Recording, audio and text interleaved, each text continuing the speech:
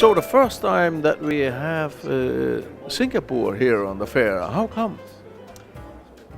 We're very honored and happy to be at the TEFAF because it's the world's most prestigious art fair in the world. So it was important for us to be visible at TEFAF starting this year. But how came the contact? Did you apply to TEFAF, or somebody of TEFAF came to you in Singapore? I came to TEFAF a year ago, first to visit the fair, enjoyed very much and engaged with some of the board members.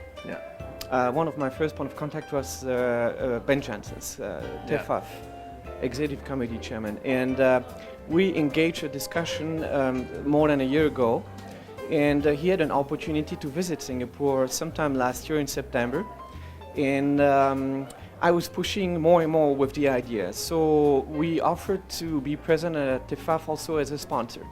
And I think the idea was carried back to the committee of the TEFAF, and we finally were lucky to find some place available for us, probably because some other sponsors may not have been confirming. Maybe a bank, who knows? Maybe a bank, who knows. So I think we moved from a wait list to finally crossing the line to be allowed to be here. And that process probably took a year. Good evening, ladies and gentlemen. You can see that TEFAF is getting poor because we have no microphone. We can't address you properly. But I want to welcome you on behalf also of Mr. Alan van der Boer. Alan, where are you? Who is the new sponsor that we've acquired this year. The feeling is wonderful. We're not selling anything.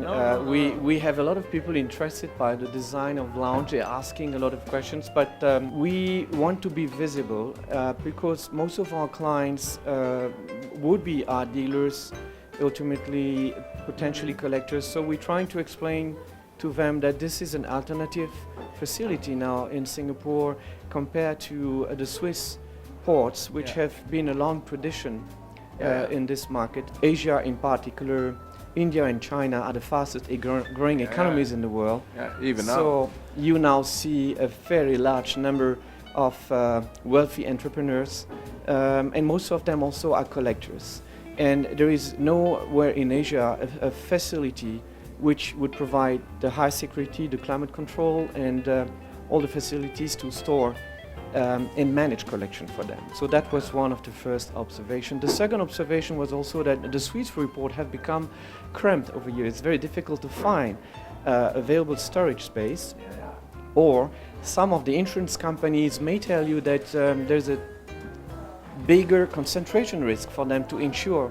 So they would normally want you to delocalize some of the assets, not just keeping all in it. So we thought Singapore would also become an alternative platform for all this art collection and high-value collectibles. For example, some of the largest wine collection store in the Geneva Freeport belongs to Taiwanese families.